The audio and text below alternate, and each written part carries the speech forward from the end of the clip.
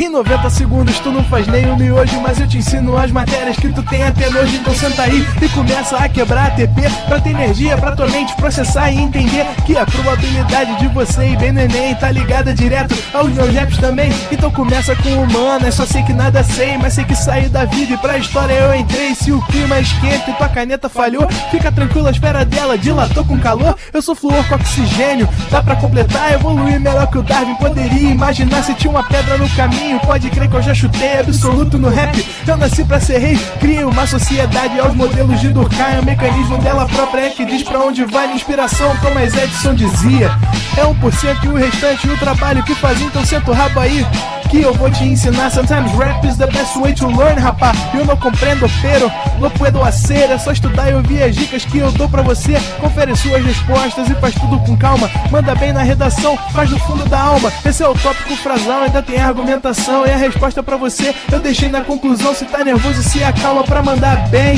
E se liga nos vídeos que eu te preparo pro Enem.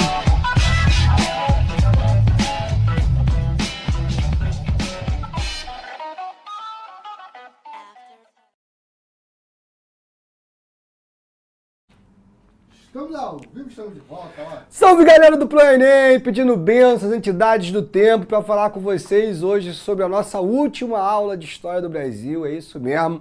Vamos pegar nossos últimos presidentes e vamos até onde dá, beleza? Vamos até onde vai dar. Mas o vestibular vem cobrando mesmo até FHC, tá? Isso aqui é a minha obrigação contigo.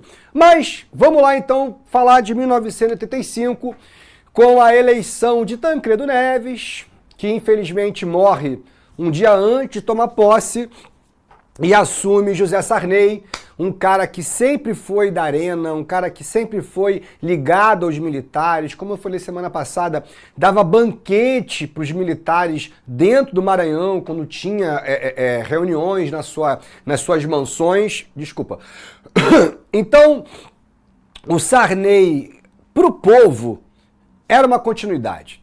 Tanto é que o partido dele é o partido PDS, que é um partido que surge da arena. E aí a galera gritava na posse dele: o povo não esquece, Sarney é PDS, o povo não esquece, Sarney é PDS. Então é o seguinte, galera, vamos lá. O Sarney, ele tem uma dualidade, beleza? De um lado, ele realmente foi um democrata, ele realmente garante a transição, ele realmente cria um ambiente saudável para a República Brasileira, e isso é inegável. O Sarney, ele garante, defende as liberdades que esse país estava precisando. Então, se o pessoal achava que, o Sarney ia voltar com um autoritarismo, que ia estabelecer algum ato institucional, isso é bobeira.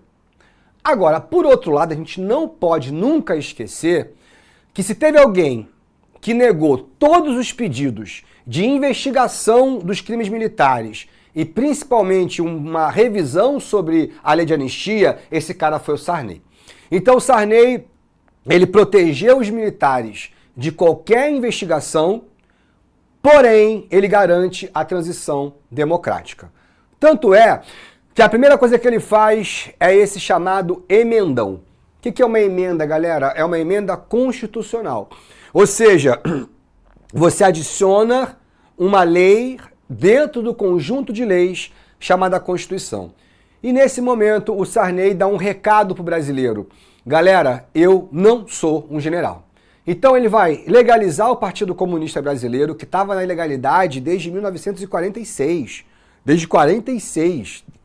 A gente está falando de mais de 40 anos da ilegalidade. Também garante a legalização do PCdoB, que nem existia na época, o Partido Comunista do Brasil. Porra, se o cara legaliza Partido Comunista, o recado que ele está dando é: porra, eu não sou militar. Ele amplia a cidadania, dando direito de voto para maiores de 16 anos, mesmo que seja facultativo. Ele garante a liberdade e autonomia dos sindicatos. Ele convoca eleições diretas. Para 1989, o brasileiro não vota desde 1960. Nós estamos em 1985 e ele marca a eleição para 89, olha que doideira. A gente não vota para presidente há quase 30 anos. Então, pelo menos o brasileiro fala, porra, agora a gente vai votar em 89. E ele também vai convocar uma Assembleia Constituinte para fazer uma nova Constituição do Brasil. E a ideia é que agora a democracia está catando seus pedaços e o Brasil está começando a respirar um alívio democrático, que é o nosso país de hoje. Beleza, pessoal? Isso aqui é uma figura do bigodão do... Um espaguete com molho de tomate simples, rápido e gostoso. E de quebra, um bolinho de macarrão. É claro que eu vou usar a Renata, que já é parceira nossa há um tempo. E eu vou usar a linha mais clássica.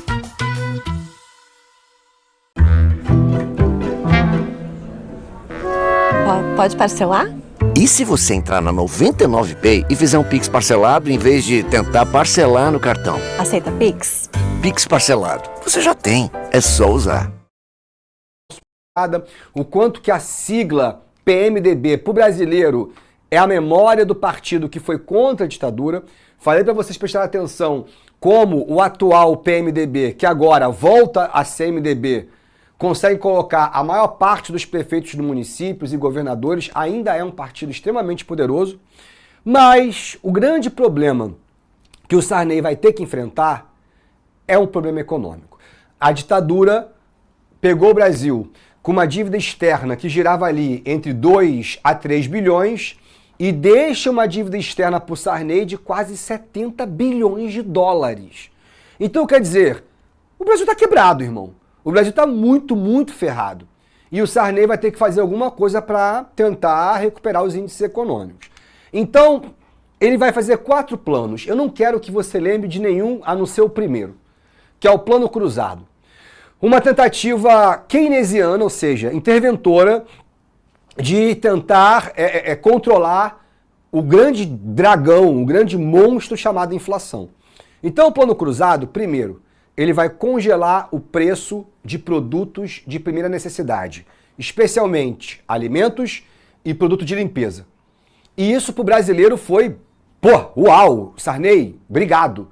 Agora a gente pode ir para o mercado e vai estar lá o preço do leite, o preço do detergente, do sabonete, da mesma forma. E ele vai criar o gatilho salarial. O que é o gatilho salarial? Toda vez que a inflação chegasse a 20%, automaticamente o salário mínimo tinha que ser reajustado em 20%. Então, para o cidadão brasileiro, dane-se o aumento da inflação. O salário vai estar corrigido, concorda comigo? Então, o primeiro ano do governo Sarney, com o plano cruzado, 1.000 cruzeiros agora valem um cruzado, foi um sucesso danado. E é claro que qual vai ser o comércio que mais vai ser prejudicado? É o comércio atacadista e, obviamente, feirante, mercado, supermercado, porque esses caras não podem mexer no preço. A inflação continua crescendo, mas o preço está congelado. E aí a galera vai começar a cobrar pela sacolinha, cobrar pelo carrinho de compra, ou vão simplesmente descumprir a lei e vão aumentar os preços. Então o que o Sarney faz? Ele tabela o preço e ele oferece essa tabela para a população civil. E ele vai criar um brochinho, olha a malandragem do político, chamado Eu Sou Fiscal do Sarney. Entenderam a ideia? Então a dona de casa ia lá no mercado, vamos ver como é que tá o preço do leite. Tá me cobrando 25.000 cruzados, né? O Sarney mandou cobrar 20.000. Chamava a polícia, aí o cara lá. E aí vinha a Sundeb, que era um órgão do governo, desculpa, a Sundeb não, cadê? A Sunab, e fechava o estabelecimento. Olha lá, o estabelecimento foi interditado pela Sunab por estar praticando preço acima do autorizado. Então todo mundo é lá, eu sou fiscal do Sarney e tal, não sei o quê, porque a ideia era controlar o consumo, cara. A população brasileira estava na merda, estava miserável. O que vai acontecer é o seguinte, o que o dono do mercado, o dono do atacadão, o dono da feira vai fazer? Vai parar de vender. Porque ele fala, mano, eu não vou comprar um detergente, vou vender o detergente, sendo que eu vou ter uma lucratividade de, sei lá, 2%. E também existia, isso é foda no Brasil, uma má vontade também com o governo. Então, tipo assim, então eu vou parar de vender. E aí, quem vai ficar prejudicado com isso é o próprio Sarney. Então, as prateleiras, mano, ficavam completamente vazias. Você vai ter uma grande crise de abastecimento. Então, beleza, ele congelou o salário, desculpa, ele congelou o preço. Mas o produto vai deixar de ser oferecido. E aí, cara, com o tempo, o Plano Cruzado começou a asfixiar o empresariado brasileiro e ele vai ser obrigado a descongelar os preços. A situação era tão ridícula, galera, tão ridícula, que isso aqui é uma nota de cruzeiro, estão vendo? 100 mil cruzeiros. Quando ele faz o cruzado, a situação do Brasil era tão miserável que o Brasil não tinha dinheiro nem para imprimir a nova nota. Então você pegava 1.000 cruzeiros e o Banco Central, pum, carimbava com 100 cruzados. Ou seja, 1.000 cruzeiros agora valem 100 cruzados por conta de um carimbo. Quando ele lança o Plano Cruzado 2, do Dilson Funaro, ele descongela o preço. O que vai acontecer? Tudo dispara 80%, 90%, dobra os preços e o Brasil vai à falência. O Sarney vai decretar moratória. O que significa isso? Devo o FMI, não nego, pago quando puder. E aí, quando um país, ainda mais da expressão e do tamanho do Brasil, dá um calote no Fundo Monetário Internacional, o capital estrangeiro, que é um garotinho assustado num quarto escuro, ele não investe mais no Brasil, porque o Brasil passa a ser um país considerado um país de extremo risco. E aí, mano, vai se lançar plano Bresser, plano Verão, nada vai adiantar e a década de 80 é a década perdida. Daí vem essa cultura que existe no Brasil da chamada compra de mês. Por que o brasileiro ia lá, meu irmão, e comprava 20 sabonetes, 15 detergentes, 20 quilos de arroz? Porque ninguém sabia o preço do próximo mês. Porque tudo era aumentado o tempo inteiro. Então, a ideia da compra de mês é quase uma ideia de guerra, de armazenamento, porque a gente não sabe o dia de amanhã. A década de 80 ganha o apelido de década perdida porque o Brasil quebrou. O Brasil quebrou mesmo. A inflação chega a 1.780%. Pra você ter uma ideia, o Brasil hoje tem uma inflação de 7%. 7%. Com o Sarney chegou a 1.782%. Então, a pobreza é generalizada e, obviamente, quanto mais pobreza, maior é a criminalidade. A década de 80, então, é a organização do crime aqui no Rio de Janeiro e São Paulo. A formação do primeiro comando e do terceiro comando aqui no Rio de Janeiro e também, principalmente aqui no Rio, do Comando Vermelho, que vai tomar conta da periferia carioca e da periferia de São Paulo e vai fazer o que nós conhecemos hoje como um Estado paralelo. Porque o Estado governante não consegue reger os direitos e nem garantir a necessidade do povo. Bom, a única notícia boa é a Assembleia Constituinte. Esse aqui é o doutor Ulisses Guimarães, que vai convocar em 88 uma Assembleia e nasce a nossa Constituição desse momento, que tem um apelido muito bonito, a Constituição Cidadã. Isso aqui é uma charge do Enfio, mostrando a Constituinte como uma reconstrução do Brasil, é o ressuscitar de um país que estava completamente tombado, completamente morto. Pelo menos essa Constituição dá para o brasileiro um sentimento que a gente não tinha há muito tempo, um sentimento de esperança. Por que ela é chamada de cidadã? Porque ela vai garantir direitos a minorias que nenhuma Constituição do Brasil concedeu. Demarcação de terras indígenas, racismo como crime inafiançável, amplia a licença maternidade, cria a licença paternidade, cria um código de defesa do consumidor, dá direito aos funcionários públicos de terem seus sindicatos, eleição direta representativa para mandato de 4 anos, igualzinho que nós conhecemos. Não existia reeleição, beleza? E aí, habeas corpus, enfim, é uma Constituição que demonstra uma vontade do Estado brasileiro em falar para os mais pobres, em falar para os mais necessitados, em proteger os vulneráveis e tentar olhar para um horizonte do futuro com um pouquinho mais de esperança. Renan, deixa eu dar um golezinho, por favor.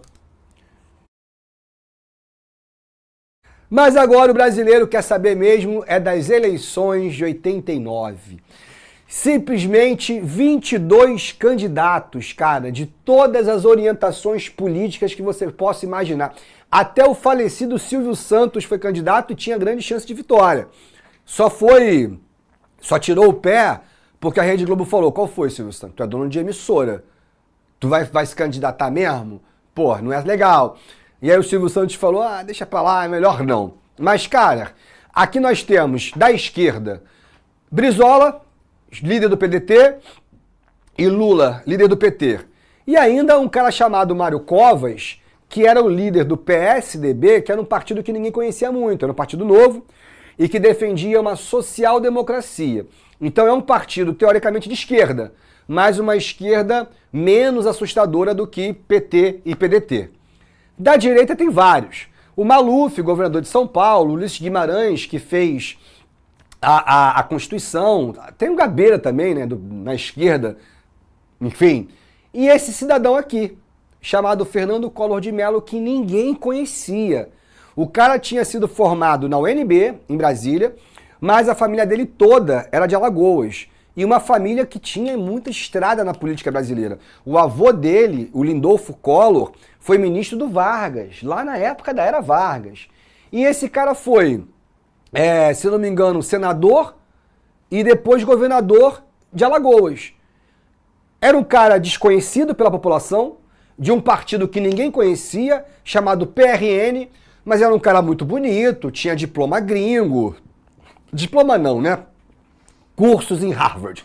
Galera paga, vai lá, faz um curso de 2 finais de semana. Pô, não, eu estudei em Harvard. Não estudou, mas pô, fez um seminário. Mas era a imagem pra direita, especialmente pra Globo, de um cara que é uma tela em branco que você possa desenhar o que o brasileiro quer ouvir. E uma das coisas que o brasileiro ainda, né, estava extremamente cansado eram os escândalos de corrupção. Então, qual é o discurso do Collor? É de que ele vai acabar com a corrupção no Brasil. A musiquinha dele era: chegou a hora de acabar com os marajás. Oba, eu vou acabar com os marajás do Brasil. E, podre de rico, fedia dinheiro, ele e a família dele inteira. Mas dizia que ia acabar com os funcionários públicos que ganhavam milhares de cruzados e não sei o quê. Por que o Collor foi adotado pela Globo? Por que o Collor foi adotado pela direita? Porque esses dois caras aqui, Lula e Brizola, eles aterrorizam a direita, que acreditam mesmo na ideia de um socialismo, maoísta ou soviético no Brasil, em uma época que a Guerra Fria estava acabada. Mas a Globo abriu mesmo as portas para o Collor e o resultado foi esse aqui. O Collor vai ter sozinho 20 milhões de votos no primeiro turno. Agora, olha o segundo, terceiro e quarto lugar. Lula e Brizola, voto a voto, e o Mário Covas também teve uma pontuação expressiva. Todo mundo sabe que Brizola e Mário Covas vão apoiar o Lula no segundo turno. Olha os dois aqui. Então, a possibilidade do Lula vencer era muito forte, era muito grande. E um cara que nunca tinha sido presidente, que nunca tinha sido deputado, que nunca tinha sido nada, a não ser líder sindical e líder grevista. E o Collor também era um inexperiente, foi governador, mas tinha 40 e poucos anos, para um presidente extremamente jovem. E aí nós temos os famosos debates da Rede Globo de televisões. Os debates de 89 foram sensacionais, cara. Assim, a Maria Gabriela, coitada, essa aqui, ela ficava desesperada. Teve uma hora que o Maluf estava falando que era uma descompostura, não sei o quê. Aí o Brizola: me deixa falar, não lhe deixa falar, não lhe deixa falar. E aí ele falou assim, aí o Maluf: passou 15 anos no estrangeiro, não aprendeu nada. Aí o Brizola ficou puto. Falou: se você é um filhote da ditadura, filhote da ditadura. E a Maria Gabriela: comerciais, não é? Teve cadeirada? Não teve. Mas barraco não faltou. E aí essas eleições de 89... O que acontecia? O debate era na quinta-feira, durava horas e passava muito tarde. Então ninguém via. Todo mundo assistia o debate da sexta-feira, que era a transmissão editada. E a Globo, mano, isso aí o Boninho, tem, sei lá, 2, 3 anos, falou que foi uma edição para sacanear o Lula. Mas ele falou que não foi culpa da Globo, não foi a Globo que fez isso, não foi uma coisa... Foram os editores. Os editores gostavam do Collor e acabaram... Pra cima de mim, Boninho? Porra, não é possível.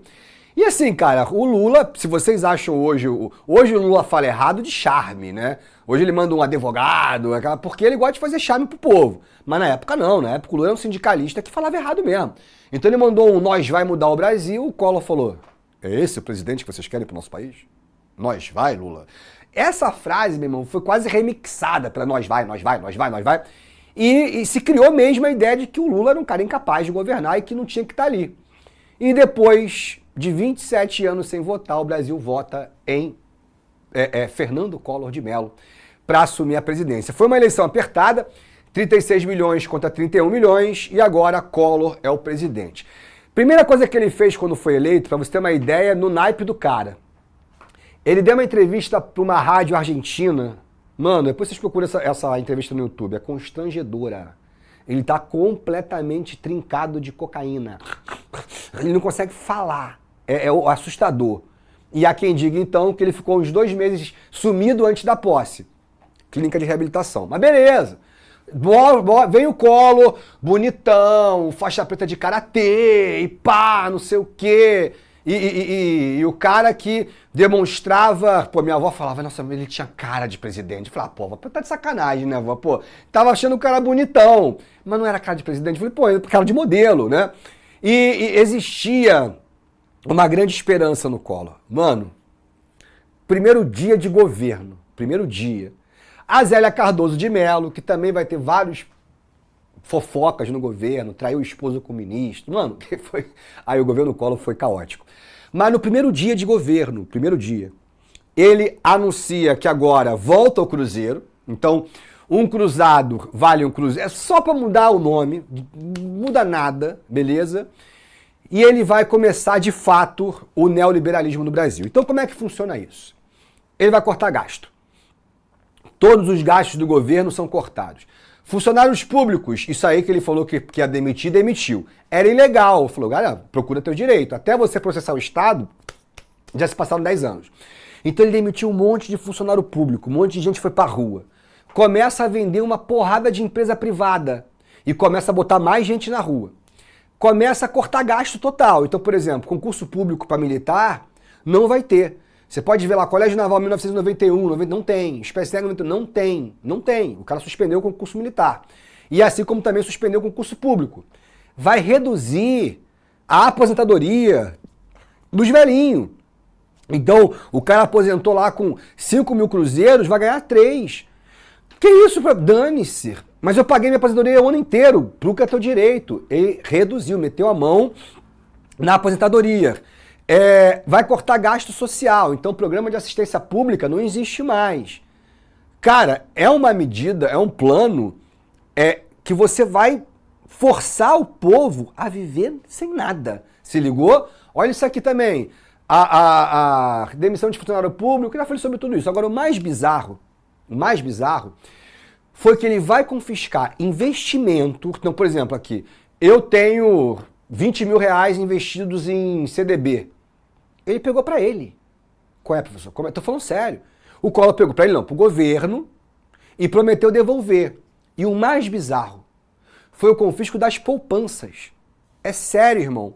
Então você tinha lá 50 mil reais, 50 mil cruzeiros guardado, o governo pegou pra ele e falou, não ache que isso é um confisco. Eu tô pegando emprestado, mesmo que você não queira me emprestar, e eu vou te devolver daqui a 2 anos com juros e correção monetária. Uma coisa é o que aconteceu comigo. Eu tinha 2 anos de idade e a minha avó fez uma poupança para mim. Minha querida falecida avó, todo mês colocava 100 reais para mim. Todo mês, pá. Qual era o plano dela? Quando eu fizesse 18 anos e passasse num vestibular e fizesse uma faculdade, que eu usasse esse dinheiro para comprar meu carrinho.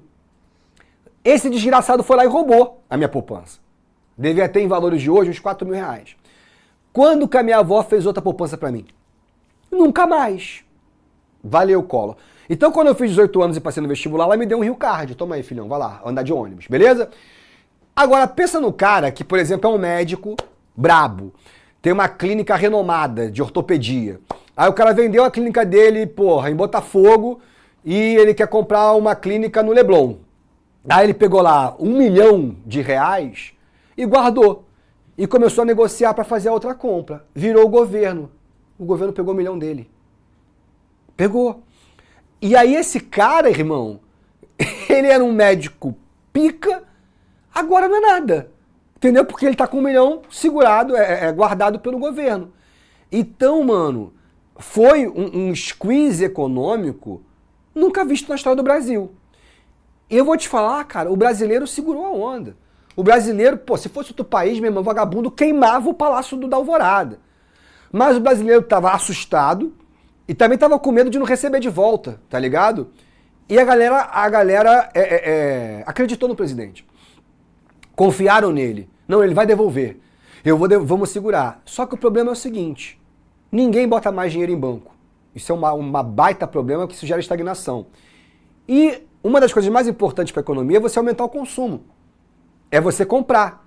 Ninguém tem dinheiro para comprar, porque o desemprego cresce, o dinheiro de giro deixa de existir, os investimentos também deixam de existir, como é que você vai comprar?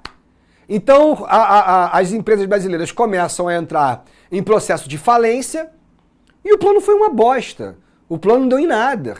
Pelo contrário, a estagnação continuou e a inflação volta a subir. Porque o capital estrangeiro ainda olha para o Brasil e fala, pô, mas ainda não vale a pena. Então, assim, foram 2 anos de recessão mesmo, total. Aí, o irmão do presidente, chamado Pedro Collor de Mello, vai à Veja, e essa foi a capa de uma das revistas mais vendidas da história da Veja. Pedro Collor conta tudo. Mano, isso foi uma bomba atômica no Brasil. O brasileiro não acreditou no que estava lendo.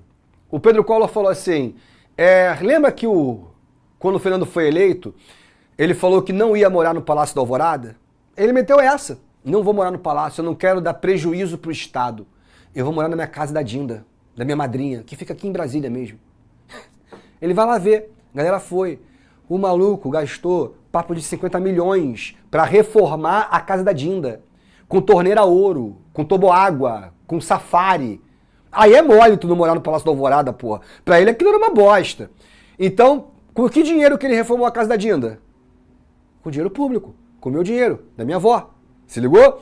Aí todo mundo já falou, caraca, meu irmão, que isso? Ele fosse outra coisa. Ele não diz que tem uma empresa lá no Uruguai? Vai lá ver que empresa é essa. Não existia. Empresa fantasma. Ó, ele não tem um tesoureiro chamado PC Farias? Tem. Vai lá investigar o PC Farias. O PC Farias trafica influência, dá informação privilegiada para o Odebrecht. O PC Farias trabalha para enriquecer os dois. Aí a imprensa foi atrás do PC Farias. Sabe o que aconteceu? O PC sumiu. Ué, se o cara não deve nada, por que ele fugiu? Fugiu. Aí o Brasil ficou completamente chocado. O Congresso vai abrir uma comissão parlamentar de inquérito para investigar as denúncias e, irmão, viram coisas muito maiores. Um pilantra, um ladrão. Depois de 27 anos sem votar, o brasileiro vota no corrupto. Mas não é qualquer corrupto, não. É um corrupto mafioso, irmão. Mafioso. Cara, aí o Collor vai à televisão com aquela cara de pau dele e diz o seguinte, as injúrias, as calúnias levantaram-se contra mim, tipo isso. E pediu para os brasileiros irem às ruas de verde e amarelo em apoio a ele. É sério. E o brasileiro falou assim, pô, você tá de sacanagem, meu irmão. Que ninguém vai pra rua te dar apoio, nada. Então nós temos 2 grandes movimentos, o Fora Collor e os caras pintadas, mas o cara pintada de preto. Se você reparar essas fotos, vocês vão perceber o seguinte, acha alguém aí de 30 anos a mais? Tu não acha. É um movimento, sobretudo, da juventude. Por um motivo muito simples, galera. A galera de 30 anos a mais estava completamente decepcionada. O brasileiro estava cansado, o brasileiro estava assim, mano, acabou, ninguém vai salvar esse país, nada presta, deixa isso pra lá. Então só quem tinha disposição para ir lá e manifestar era a juventude. E no final o Collor renunciou. Para você poder ser sua melhor versão, Redoxon reforça o sistema imune, auxiliando na absorção de nutrientes Porque quando você se sente bem, você faz o bem.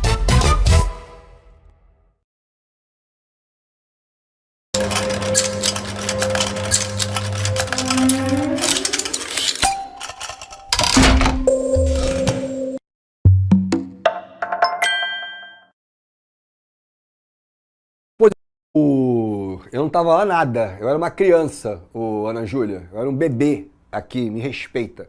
Nenhum cabelo grisalho ainda, ó. Mas... O que eu ia falar, gente? Depois de 27 anos, o brasileiro sem votar, talvez pela falta de prática. Oi? A música, obrigado. Hoje eu tô feliz, matei o presidente. É uma música do Gabriel Pensador que foi censurada na época, porque é uma música pesada. Olha a letra e vai escutando, que é uma boa explicação sobre tudo. PC Farias foi encontrado 3 anos depois, assassinado num quarto de hotel. Quem matou, ninguém sabe. Quem mandou matar, ninguém sabe. Quando eu falo que é mafioso, ninguém acredita em mim. Assume Itamar Franco, que vai governar e vai terminar o mandato do Collor. Era governador de Minas Gerais, passado honesto, calminho, mas vai ali começar a implementar o que realmente vai ser o futuro do Brasil, que é o Plano Real. Quem implementa é o ministro da Economia dele, o senhor Fernando Henrique Cardoso, mais conhecido como FHC. O Itamar vai chegar a convocar um plebiscito perguntando ao brasileiro, olha que doideira, depois de todo esse trauma, ele vai e fala assim, brasileiro, vocês têm certeza que vocês querem o presidencialismo? Vocês não querem uma monarquia, não? Vocês não querem o parlamento? Por quê, cara? E aí, cara, a gente foi... O tetraneto do Dom Pedro II fez campanha. A família Bragança estava aqui. Vamos voltar com a monarquia. Na monarquia não tinha corrupção. E aí o brasileiro votou pela continuidade do presidencialismo. O Itamar Franco, já com o FHC, vai fazer a primeira grande privatização do Brasil, que é a CSN, já desmontando o modelo varguista. Isso vai gerar uma avalanche de críticas por conta do valor da CSN, que foi vendida a preço de banana pelo que ela realmente valia. Isso aqui é um escândalo que não nos importa, é fofoca. Agora, esse cara aqui é importante pra gente. Porque o Fernando Henrique Cardoso, ele vai fazer o Plano Real. E o Plano Real, cara, ele é complexo, mas ele tem um objetivo e esse objetivo foi cumprido. O que o FHC falou? Eu vou criar uma moeda onde R$1 vai valer $1.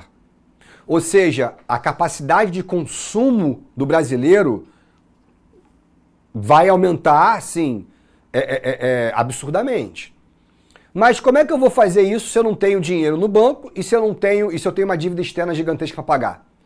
Eu vou vender o Brasil inteiro. Então, a política de privatização da FHC é o seguinte: eu vou vender tudo que eu puder e vou colocar bilhões no Banco Central. Esses bilhões já vai fazer minha moeda valorizar pra caramba. E a capacidade de consumo do brasileiro vai aumentar pra caramba. Isso vai gerar economia e beleza. E eu vou criar impostos para pagar parte da dívida externa, que é para dar uma mensagem para o exterior de que eu sou um cara confiável. Ele começa a fazer isso enquanto ministro, o brasileiro viu pela primeira vez a inflação realmente abaixar e ele ganhou uma popularidade imensa e vai ser eleito presidente. Isso aqui, ó, olha a taxa de inflação, mano, despenca com o Itamar, que na verdade já é o FHC. 94, ano das eleições, foi um ano muito traumático para o Brasil, porque a gente perdeu um dos maiores heróis esportivos do nosso país, o Ayrton Senna, na curva Tamburello. Mas logo depois, em julho, a gente vai ganhar uma Copa do Mundo que ninguém esperava que o Brasil fosse ganhar. Bebeto e Romário são os grandes protagonistas do Tetra. E aí o FHC assume. Esse texto já caiu em vestibulares. É o FHC dizendo que ele quer romper com o legado da era Vargas. Ou seja, se o governo Vargas é um governo nacionalista, onde o banco é do Estado, a siderúrgica é do Estado, a mineradora é do Estado, a distribuidora de energia é do Estado, tudo é do Estado, O FHC vai fazer o inverso. Ele vai vender tudo e vai jogar o serviço para setores privados, beleza? E dessa maneira ele enxuga os gastos do Estado, aumenta o valor da moeda, tenta pagar a dívida externa e dessa maneira a gente consegue ter capital para governar.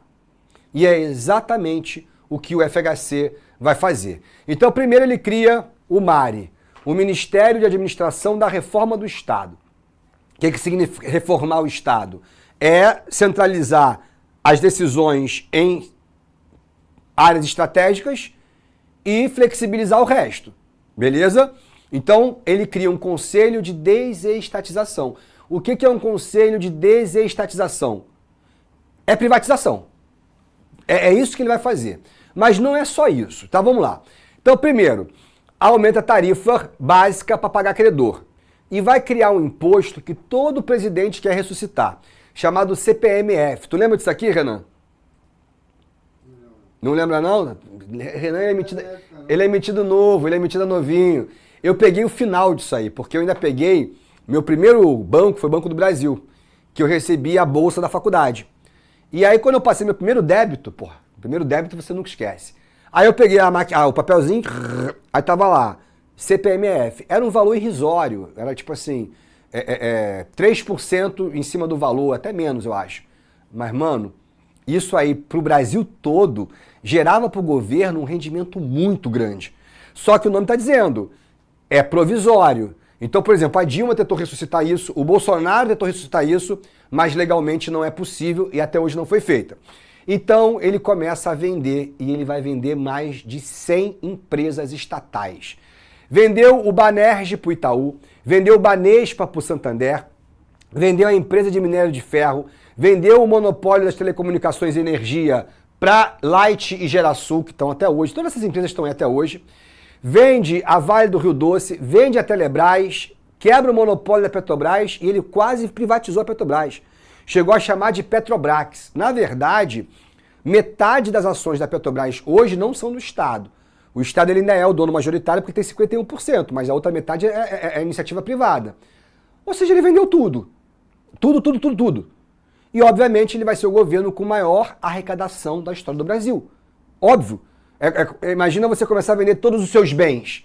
Você vai botar um volume gigantesco no teu bolso. Agora, o que você vai fazer com isso que é importante. Então, a privatização, galera, ela tem dois lados, tá? Por um lado, de fato, o governo gasta menos, arrecada mais, e isso dá para o governo uma flexibilidade maior para você conseguir governar. Por outro lado, você deixa na mão do empresário coisas muito sérias. Então, por exemplo, a Vale do Rio Doce vai ser responsável pelo desastre de Mariana de 2017. Um impacto humanitário, social e ambiental sem precedentes na história do Brasil. Porque quando foram perceber, a Vale não fazia manutenção nas barragens, a Vale não fazia fiscalização nas estruturas de represa, e quando perceberam, quase vai ter um outro desastre lá na Amazonas, também da Vale do Rio Doce. Então você pega um setor tão importante de mineração do país e deixa um empresário gringo fazer. Esse cara, a hora que ele quiser economizar, ele economiza. Mas ele vai economizar, por exemplo, na infraestrutura de barragem. E aí mata milhares de pessoas. Isso é uma consequência da privatização. Se ligou? Agora, por exemplo, você olha para a telefonia e essa é uma das grandes bandeiras do FHC. Ele falou, cara, eu fiz uma revolução da comunicação do Brasil. Verdade. Vocês não pegaram isso. Eu, quando eu estava lá com os meus... Eu tinha o quê? 15 anos. E aí, arrumei minha primeira namorada. Era o tempo inteiro no telefone. Meu amor, como é que você tá? Mano, quando a minha mãe pegou a conta de telefone, ela pegava o marca-texto e grifava minhas ligações. No final, metade da conta era minha. E minha mãe falou assim, a partir de hoje acabou.